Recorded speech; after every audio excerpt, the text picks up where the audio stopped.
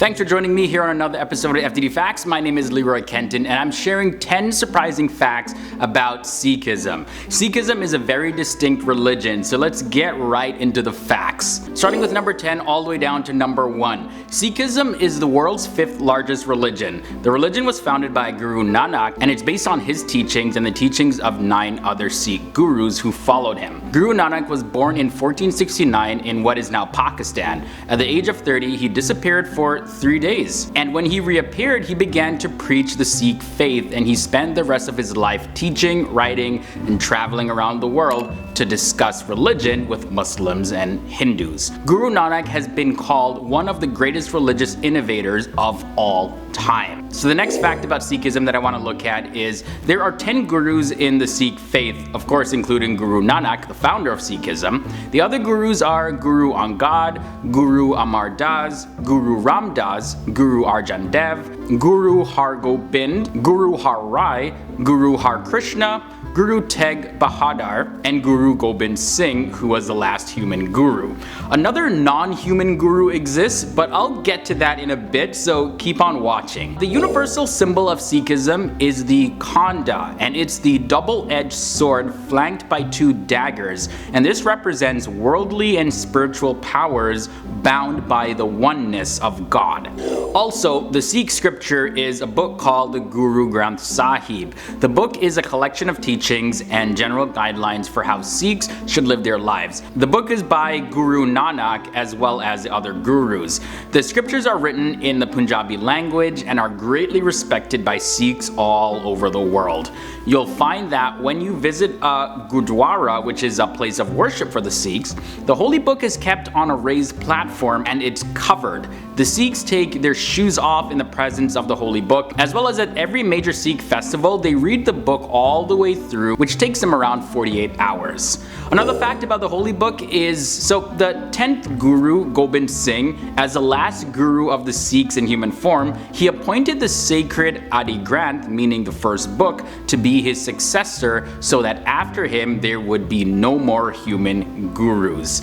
The Adi Granth is usually called the Guru Granth Sahib, as I just mentioned, in recognition that it's the embodiment of the Guru. He also created the Khalsa, which is a spiritual brotherhood and sisterhood devoted to purity of thought and action. He gave the Khalsa a distinctive external form to remind them of their commitment and to help them maintain an elevated state of consciousness. Halfway in, as I mentioned, the community of men and women who have been initiated into the Sikh faith is known as the Khalsa, which means community of the pure. In order to become a Sikh and join the Khalsa, people need to follow the 5 Ks, and let me spell them out for you.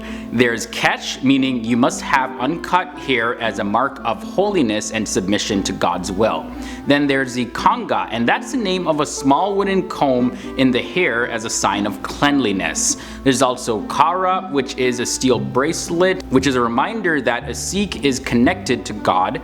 Then the Kachera is the short cotton underwear, and the Kirpan, you gotta keep this sword for your protection. Another important fact is that anywhere the Guru Granth Sahib is kept is a Sikh place of worship. Now this could be a separate building altogether or just a room. It's called a Gurdwara, meaning the gateway to the Guru. Sikh services are generally held on Sundays and they are based on the writings of the Guru Granth Sahib together with chanting and prayers from the gurus known as Kirtan. There are also 4 doors into a Gurdwara and they're known as the door of peace, the door of livelihood, the door of learning, and the door of grace. These doors are a symbol that people from all 4 points of the compass all around the world are welcome and that members of all castes are equally welcome. There's always a light on in a Gurdwara to show that the Guru's light is always visible and accessible to everyone at any time. The purpose of the doors is to symbolize the openness of the Sikhs towards all people from all different backgrounds,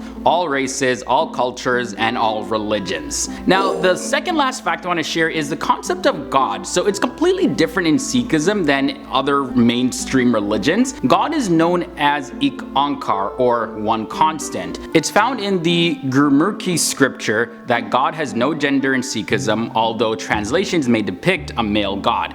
It's also referred to as Akal Purk, which means beyond time and space, and referred to as Nirankar, which means without form. It's kind of trippy to hear God being referred to as it though, because normally we hear God being described using he or him. And the final fact I want to share in this episode about Sikhism is that the central Sikh shrine is the Harmandir Sahib, located in Amritsar, India, which is also known as the Golden Temple.